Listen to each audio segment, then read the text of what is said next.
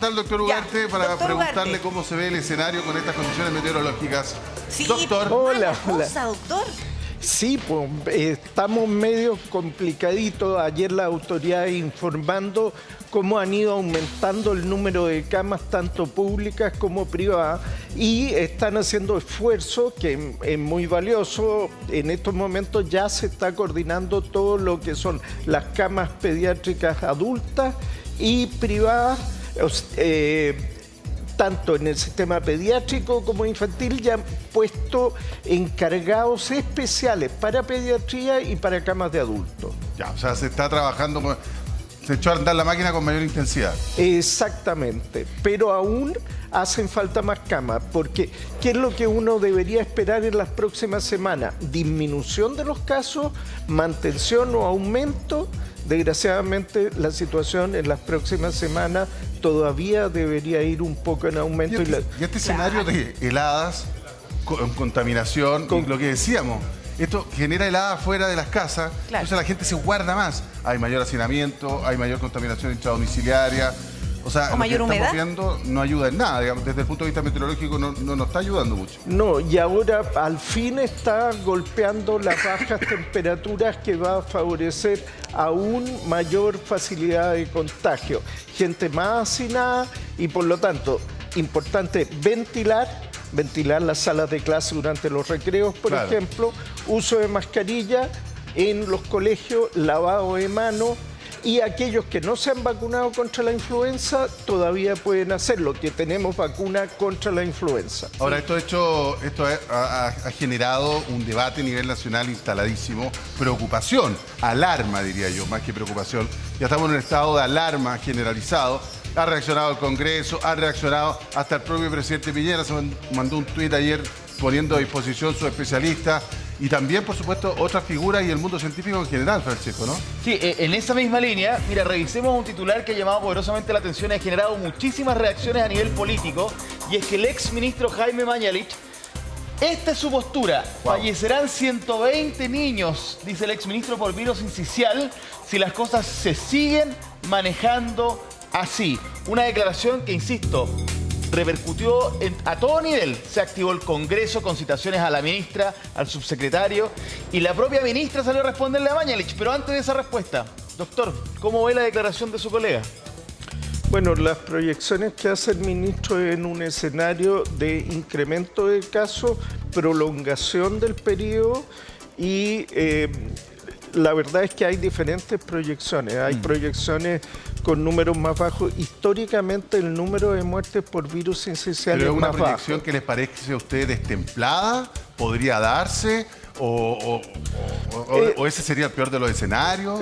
Sería el peor de los escenarios. O sea, en un escenario pesimista podría ocurrir, pero históricamente no es lo que ha ocurrido en los años anteriores. Pero sí tenemos que reconocer también que un periodo epidémico tan severo como el que vivimos es histórico. Sí, es la peor ola de virus sincicial que hemos vivido en nuestro país. Exactamente. Entonces, ante eso, uno siempre tiene que ver que los escenarios más pesimistas son buenos en el sentido de prepararse para ello y estar preparado como si fuera a ocurrir. Esperando que no ocurra y que nuestra enérgica reacción impida llegar a eso. No con fatalismo, sino si hasta eso pudiéramos llegar, bueno, actuemos para que eso no ocurra. Mira el lado positivo de ponerse en el peor escenario. Claro. O sea, en el fondo nuestra meta es que esto no ocurra. Claro, el gobierno, la ministra y en general los equipos técnicos han dicho que van a estudiar esa proyección como todas las que presenten distintos expertos. Exacto. Pero la ministra igual de todas maneras tomó una postura, dijo que de muy difícil, bueno, Que no son tener las mismas una cifras o proyecciones que tiene el ministerio. Claro, absolutamente, pero además tiene que tener una postura mucho más positiva que esa, sin duda, si no los errores comunicacionales seguirían sumándose. Ojo que el error que comentábamos ayer a propósito de esta declaración por la muerte de Mía, diciendo que era muy difícil que se hubiese salvado, parafraseando, ¿no?, generó también unas repercusiones de que incluso la SECOM, la Secretaría de Comunicaciones del Gobierno, tomó cartas en el asunto y se sumó a la agenda de comunicación de cómo enfrentar la crisis. Entonces, esto es un tema que ha salpicado en muchas áreas, pero con respecto a esto último, simplemente decir que el gobierno toma una postura diciendo que es muy difícil llegar para allá. porque evidentemente están tomando ciertas medidas que usted ha dicho, por lo menos estas últimas, han sido positivas. Sí, efectivamente se está acelerando la reacción, pero aún hay espacio, Francesco, para reaccionar. O sea, yo creo que sí se puede incrementar el número de camas. La ministra daba cifras, decía que más de un 50% de incremento de camas de UCI pediátrica ha ocurrido en el sector público y en el sector privado un 16%. Probablemente ahí, por ejemplo, se podría llegar a un aumento similar a lo que se ve en el sector público. Y lo digo con base, por ejemplo, en nuestra institución, de 8 camas de UCI que se tenía, se creció a 16. ¿Y ahí echando mano a qué, por ejemplo, doctor? Bueno, es que mira, te hago un esquema.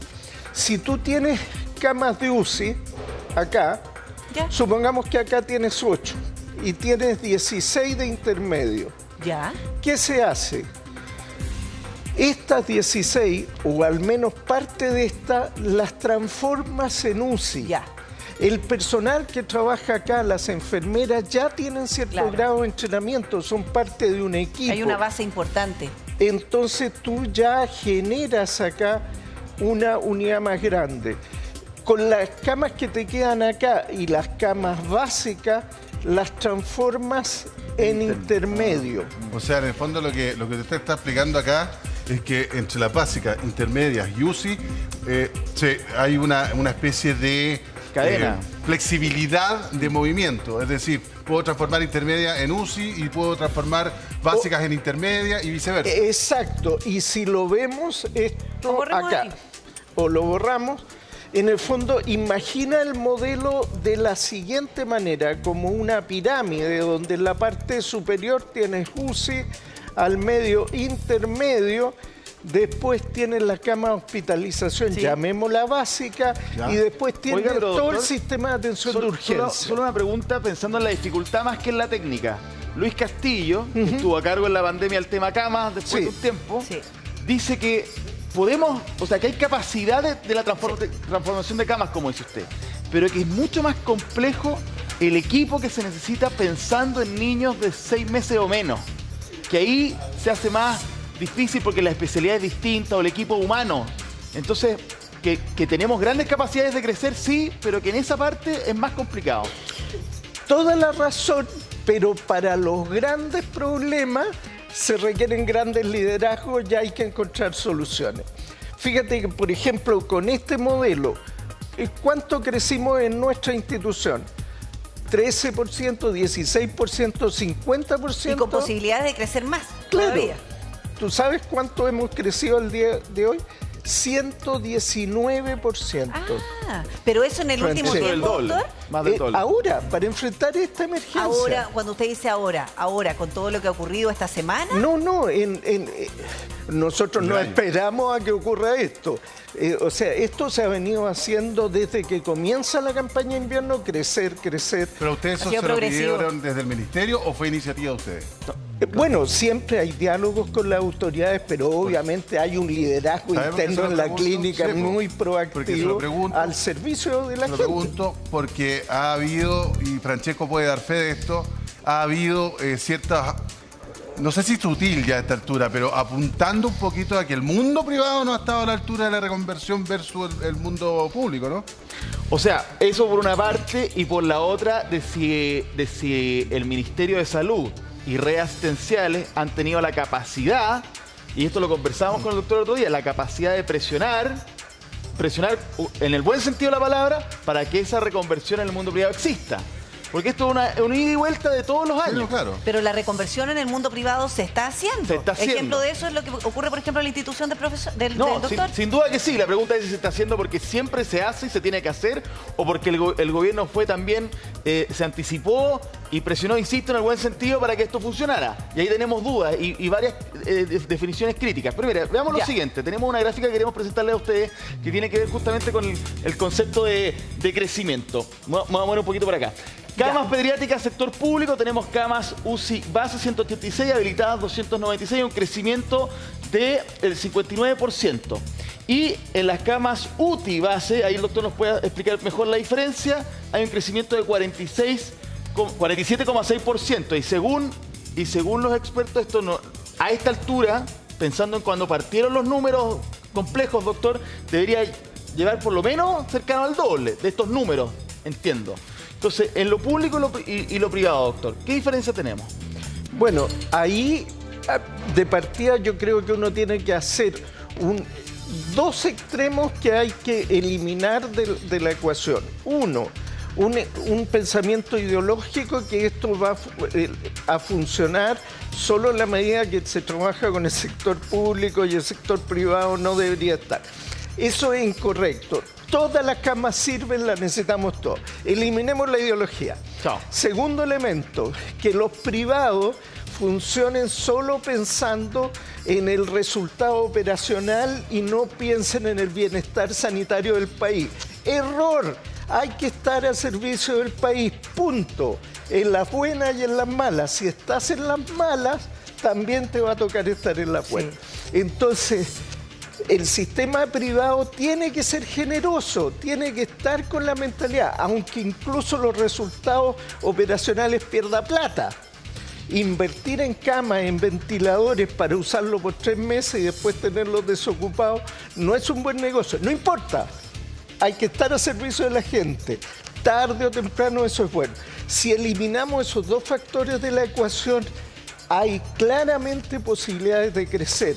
Y eso lo hemos demostrado una y otra vez. Pero fíjese que en términos de la pandemia, el mundo privado estuvo ahí en coordinación con el mundo público. Hoy día, ¿cómo lo ve usted? ¿Está? Porque usted decía, todos tenemos que estar al servicio del país. Saquemos la ideología, saquemos el tema operacional. Lo importante es estar al servicio de la gente y del país y de los pacientes. ¿Está? Bueno, la cifra que daba la ministra era un 16% de incremento de cama en el sector privado. Entonces, ahí... ¿Es bajo igual, doctor? Es muy bajo. Entonces, ahí nosotros crecimos 119. No todas las instituciones tienen las mismas posibilidades de crecimiento. Hay todo tipo de institución privada también. Grande, chica. Entonces, eso es complejo. Pero... si bien es cierto lo que dice el doctor Castillo de que es más difícil en pediatría, también se puede hacer, por ejemplo, ¿cómo? Uno toma enfermeras de intermedio y pone una enfermera de UCI que las dirija. Claro. Y con eso arma una nueva UCI con equipo de buen nivel. Hay una capacidad que podría aumentar en el mundo privado Exacto, y también en el sistema público, y también en las instituciones de la defensa. Claro. No hay que tener barreras ideológicas, abramos nuestra mente. Se están muriendo niños y se requiere estar al servicio del país. Es que cuando usted dice servicio al país, surgen dudas. Porque, por ejemplo, aquí parece que en cada área de lo que conversamos hay dificultades. Muy rápido, para no desviarnos, pero en lo público, ojo, hay una polémica enorme con los funcionarios del servicio de redes asistenciales criticando al subsecretario de la dirección y apoyando a la ministra. División ahí. Hablan de amiguismo incluso. Sí, la cosa está... Lo podemos conversar y profundizar, pero entonces en la parte pública, una división entre funcionarios y autoridades. Ok. El Congreso que ya se activó y tienes a la oposición que le pidió la renuncia al subsecretario y el oficialismo criticando lo comunicacional del gobierno. Y en lo privado, algunos diciendo, bueno, falta una persona que presione con mayor fuerza a ese mundo porque no está respondiendo a la altura. Y esa es más o menos la crítica que se le hace al gobierno, por ahí uno entiende, chuta, necesitan a alguien más duro porque no están respondiendo. O sea, en cada área... una persona que ejerza ese rol. A ver, mira... respecto a las acusaciones de los parlamentarios, acusación constitucional, etcétera, no es el momento. Durante la pandemia, disculpe que lo diga así, faltó grandeza. Las críticas contra las autoridades de salud a veces eran mezquinas. Ahora no se puede seguir con esto mismo. Claro. Y hay que dejar que las autoridades hagan su pega, respaldarla, y cuando haya pasado esto, será el momento de analizar qué falló. Que tiene toda la razón, doctor, porque lo que hemos visto en estos días, y Francesco, que uno se viene el área, un tema de se nos están muriendo niños, inmediatamente lo politizamos. ¿De quién es la culpa? ¿Qué es esta cuestión? Renuncia. ¿Qué vamos a citarlo a la Cámara? ¿Qué vamos a hacer esto? Oye, Chuta. se desvía la atención de Veamos, lo que hay que hacer. después lo vemos. Sí. Eso exactamente. Fíjate que ahora no hay rojos, ni azules, ni verdes. Somos todos chilenos y todos tenemos que trabajar juntos. Y el segundo punto que planteaba Francesco, se pueden convertir camas en el sector privado y también en el público. Ojo, el 50 y tanto % no basta, debería ser 100%. Eso es lo que decíamos recién. Pero doctor, ya. Pero liderazgo, no es solo, no solo presionar, no solo chantajear, no solo colocar el chicote, liderazgo. Bueno, eso planteaba también, y no es que estemos haciendo una oda, pero Luis Castillo, que en el fondo fue bien evaluada su gestión, decía que el liderazgo tiene que ver con la comunicación que tú tienes con los distintos sectores, más que esta cosa como el imaginario de que es como con un garrote. Pero para tener liderazgo tiene que ser una persona que se respete. Sabemos, lo hemos dicho todos estos días, que partimos tarde con esto. Sí. De hecho, la acusación de los funcionarios de redes asistenciales dice que se liberaba la plata después de 8 meses, básicamente. Que había un problema en la ejecución presupuestaria. O sea, de 8 meses para atrás. Fíjate lo burocrático que es. Claro, la burocracia, etcétera. Entonces la pregunta para usted, doctor, que yo sé que usted ya ha planteado. Estamos en un retraso, hay que tomar acciones, pero se nos complicó todo con lo que significa lo político, lo que decía recién el Repe. Chuta, ¿cuál es la fórmula, cree usted, ahora para unir a todos estos sectores? Usted dice liderazgo, ¿de qué manera? ¿Necesitamos quizá un cambio en alguna autoridad, una nueva persona en algún puesto específico? ¿Cómo lo hacemos? Bueno, en estos momentos es importante que los liderazgos sean muy claros. La coordinación de camas pediátricas tiene que tener nombre y apellido. Esto no es un grupo de no gente. Es un equipo. No es un equipo. Hay alguien que pone con su cabeza y con su prestigio personal que esta cosa va a funcionar. Y el hecho que nos hayan presentado el día de ayer a la doctora Jaramillo, lo vimos en las noticias, por el 13. Oye, y vimos una... ¿Cómo catalogarlo? Porque yo me imagino que la ministra, el subsecretario y todas las autoridades de salud y el gobierno saben quién es. Pero de alguna manera se vio una cuenta un poco dubitativa, pero bueno, la presentan. Pero no tiene no tiene el cargo único de preocupada de camas. La ministra dudó con el nombre, ¿eh? Y ahí hubo un lapsus bien incómodo. Complejo, diría yo, porque ya está muy criticada a nivel comunicacional. Muy criticada a nivel comunicacional. Ojo con eso. Entonces, jefa de división de redes asistenciales. Perfecto. Nos dicen está a cargo de la materia, pero no es un cargo especial o extraordinario o de emergencia. Un SAR de las camas. Claro, no sé, algo así. Ponle el nombre que queráis. Claro. El SAR de las camas.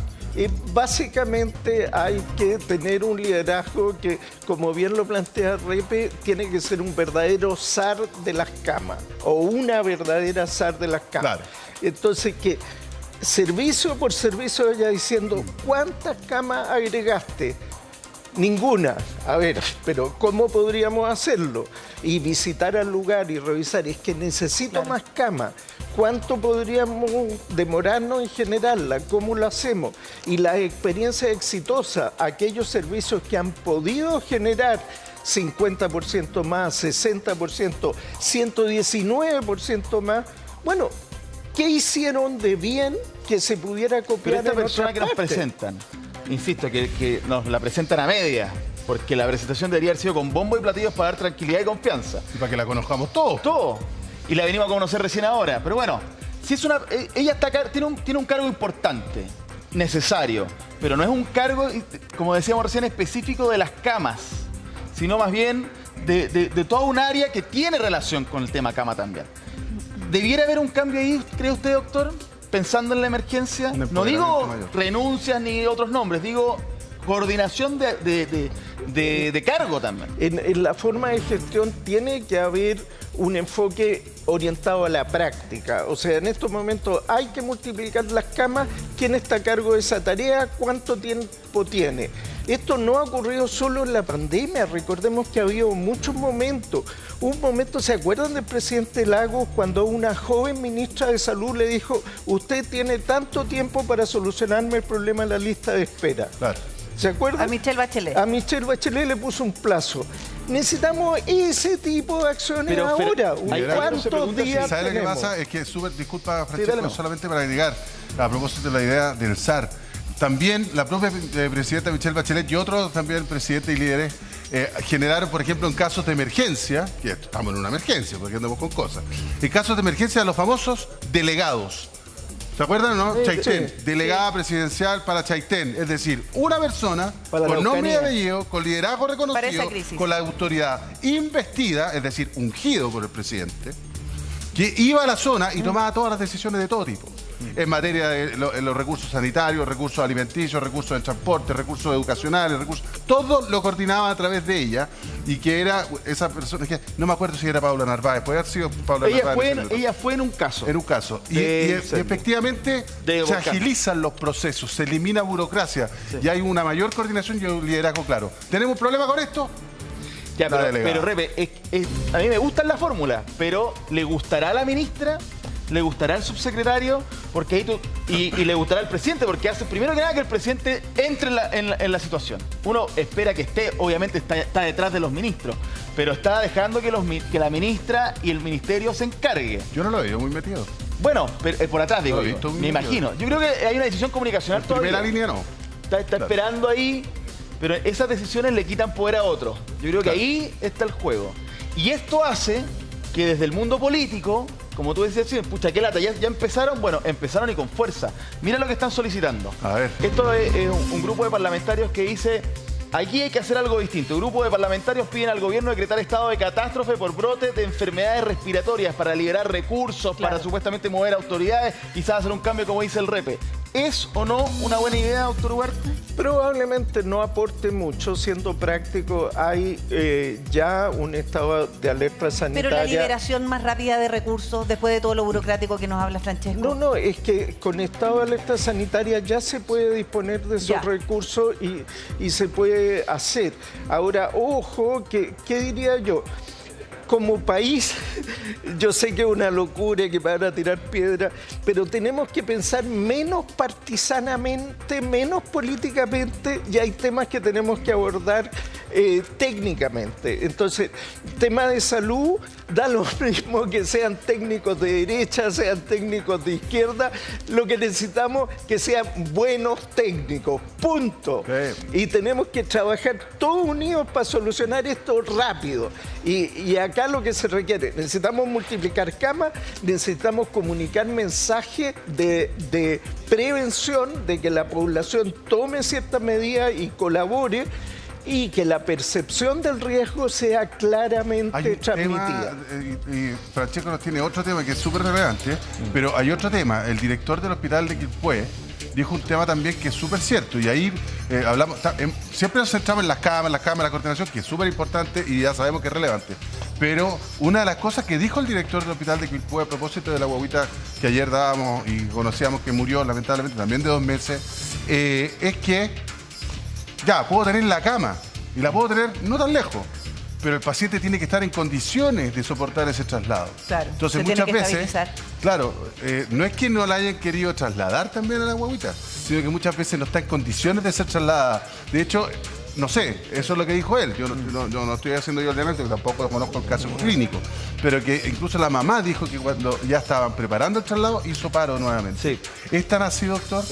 Lo que pasa es que desde que un niño ingresa y evoluciona hasta que se plantea el traslado, si pasan 4 días y en el día 4 la situación es muy inestable, uno podría decir quizás... A ver, si tengo cama, la traslado el día 3. El problema es que no había cama para trasladarlo el día Perfecto. 3 y cuando tenemos que alargar esto, empezamos a correr más riesgo. ¿Me entiendes? Sí, no, te entiendo perfectamente. También entra la Oiga, ecuación doctor, y hay otro traslado tema, tardío. Otro tema que obviamente a usted le compete porque es experto, pero que también tiene que ver con política o con la toma de decisión, para que se entienda bien. Y tiene que ver con este país había tomado una decisión y el país había seguido esa decisión con respecto al uso de mascarillas. Y eso se liberó, cambió, y mire lo siguiente, porque ahora parece que frente como una respuesta más a la crisis, las mascarillas podrían volver. Debería ser obligatoria.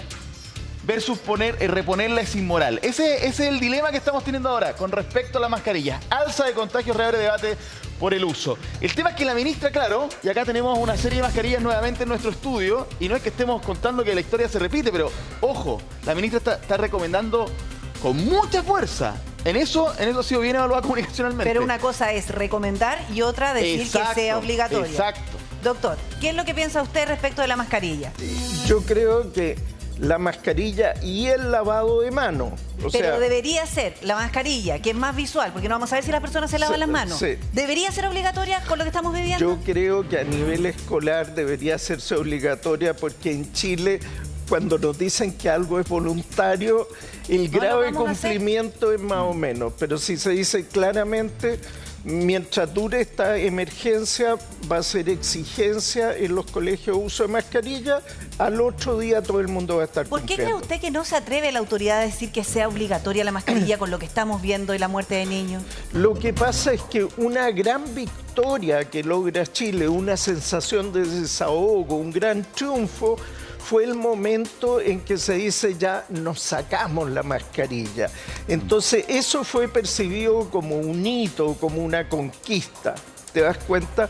Entonces volver atrás es una sensación como de que no estamos completamente libres de peligro, tiene una serie de efectos comunicacionales negativos. Importa un comino. Claro, porque si nosotros nos vamos a basar en las sensaciones, o sea, estos son los hechos. Hay niños que se están muriendo producto del virus sincicial, es así de grave. Si usted, por ejemplo, tuviera este rol, estuviera a cargo, imaginemos esa situación, ¿usted lo pondría como obligatorio el uso de la mascarilla? Sí, yo lo pondría de inmediato en los colegios, en el transporte público, se vuelve uso de mascarilla. Prekinder a cuarto medio, transporte público. Sí, hasta el término de la emergencia sanitaria. Punto.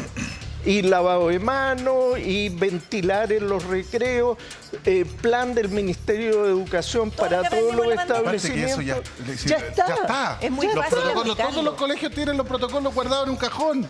Lo tienen ahí. Y ya saben cómo hacerlo. Exacto. Entonces volver a lo mismo. No, y y ya aparte, está. es que quizás al final del día es toda una reacción, doctor, y eso es lo lamentable. Yo que he andado en micro y en metro estos días, yo veo todos los abuelitos y los niños con mascarilla. Y antes de que la ministra lo dijera, porque estamos viendo que esta cuestión efectivamente era una emergencia, mucho antes de que nos dijeran. Entonces uno ve aquí mucha reacción, y no es por ser críticos si estamos dando datos objetivos. Es evidente, ¿no? De que de alguna manera, comunicacionalmente nos estamos dando cuenta que se están haciendo cargo de algo que nos enteramos con un lamentable fallecimiento, pero se venía de tiempo atrás. Ahora, usted también lo había dicho en el programa, que teníamos que preocuparnos más de este tema.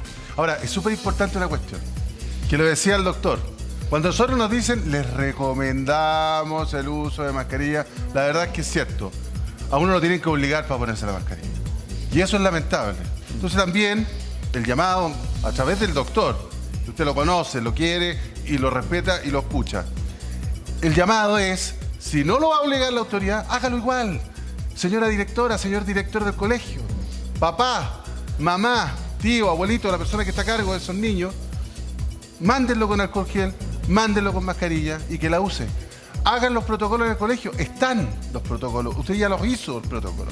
Entonces, de verdad, yo lo digo en serio, lo digo desde la guata, ¿eh? Lo digo desde la guata y ojalá lo escuchen en el colegio mis hijos también, porque en el fondo se sabe hacer, se hacía y no cuesta nada. Y no esperemos que la autoridad nos diga lo que tenemos que hacer, hagámoslo nosotros. Sí. Ya, perdona, era un paréntesis. Y en eso podemos ser un absolutamente. tremendo aporte, sobre todo con lo que estamos viviendo, un panorama que es muy angustiante, porque sabemos que el virus sincicial ataca con mucha fuerza, incluso con consecuencias fatales, y ya lo hemos visto, sobre todo en los menores de 6 meses. Doctor, hablábamos recién del traslado, en qué minuto aplicar el traslado, pero resulta que si hay una cama disponible a miles de kilómetros de distancia, ese traslado también puede ser contraproducente para la salud de un niño tan delicado. Entonces, al momento de aplicar ese traslado, el paciente tiene que estar efectivamente estable para poder efectuarlo. Se requieren ciertas condiciones de estabilidad. No se requiere que esté perfecto. ¿Por qué? Porque si estuviera perfecto no lo estaríamos trasladando. O sea, es un niño que está grave, que requiere llegar a un centro donde va a necesitar un ventilador mecánico, pero que al menos pueda soportar el traslado. Y aquí nuevamente la línea de tiempo juega un rol. ¿En qué momento nosotros nos planteamos de que hay una emergencia de cama?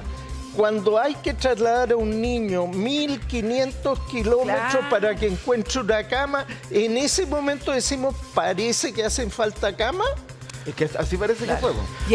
Porque en este periodo se han trasladado 100 niños. Claro, o cuando llegamos a 85% de ocupación de las camas pediátricas. Ya, pero ahí cuando entonces... llegamos ahí, significa que hay que inyectar más camas. Pero, doctor, para ser bien Acá justo, estamos tarde. Doctor, hay que ser bien justo. Y aquí nosotros deberíamos quizás plantearnos el tema de la ocupación de cama región por región. Porque resulta, ¿de qué me sirve que haya una cama disponible en Arica si esta guaguita de menos de 6 meses va a tener que ser trasladada? ¿Te acuerdas? Exactamente. Ayer hablábamos con don Luis, me acuerdo, que tenía a su nieto de 4 años en el hospital Félix Bulnes y que estaba complicado. Que venía porque tuvo que Melipilla. trasladar el que lleva 2. Y usted dijo una cosa súper cierta, Doc. Este es el rostro humano del problema. Porque los números son los números. Podemos tener no sé cuántas camas, qué sé yo, no sé cuántos pacientes, no sé cuántos contactos, son números. Pero el rostro humano de esta tragedia es terrible. No solamente para aquellos que, por supuesto, con todo el cariño que les mandamos desde acá, han perdido su guaguita, su ser querido, sino para una familia que vive, por ejemplo, en la región de Los Lagos, y que la cama está en Antofagasta y trasladan la guaguita para Antofagasta. ¿Qué pasa con esa familia que se queda a 2.000 kilómetros, más de 2.000 kilómetros? Claro, porque hay que casi trasladar 3.000 al paciente. ¿Qué pasa con esa familia que vive con angustia? No puede estar ni siquiera en la puerta del hospital, porque ¿cómo va a llegar a Antofagasta, digamos? O sea, no todo el mundo tiene la posibilidad de tomarse un avión y voy a llegar a mi guaguita a Antofagasta, o tomarse un bus incluso. Entonces, es una situación, o sea, que nosotros tengamos, entre comillas, ese despelote. O sea, que no podamos satisfacer en una región cercana, cerca, al lado, a 200, 300 kilómetros, esta necesidad de cama, implica que hay también una tragedia en el núcleo familiar que queda acá, no solo en la guagüita. No sé si me explico. Exactamente, y si uno se plantea esta situación como país, ¿no es cierto? Resulta que acá hay un centro, acá hay un centro, acá hay un centro, etcétera. Este SAR de las camas tiene que ver cuántas camas podemos agregar acá. Claro. ¿Cuántas acá? Puede ser que acá sean 2 camas. Claro. Bueno, bienvenida, son 2. Pero adivina, ¿dónde está la mayor capacidad de reconversión de camas en Chile? Claro, en la región metropolitana. En la región metropolitana. Y Valparaíso. Y Valparaíso y también en el Gran Concepción. Entonces, ahí obviamente podemos generar gran cantidad de camas donde está la mayor concentración de población. Claro, está la mayor concentración de población y es donde está, por supuesto, también la mayor cantidad de casos. De recursos también. Pero también de casos y de camas ocupadas. Y esas regiones que usted está mencionando, doctor, están casi al 100% de ocupación. Pero si uno hace un trabajo cama por cama, institución por institución, podemos incrementar no solo en un 16, no solo en un 54, sino en más de un 100%. Te juro que es posible, pero hay que hacerlo de manera organizada. Si algunas instituciones lo pueden hacer, ¿por qué otras no pueden reproducir el modelo? Lo mismo que hicimos para la pandemia. Es insólito, doctor, que no sé, de Puerto Montt hay que mandarla a Arica o Imagínate Antofagasta. lo que significa eso. O sea, porque una cosa es que la manden, no sé, incluso hasta la región metropolitana, que me tomo un bus, qué sé yo. Claro, Mire. pero eso hoy en día se puede hacer, es difícil, pero requiere que se tomen decisiones muy rápidas y estamos contrarreloj, porque cada hora que pasa más niños se contagian, esos niños pueden evolucionar más grave, entonces esto no es el momento para estarlo discutiendo, es para estar así. Enfermo.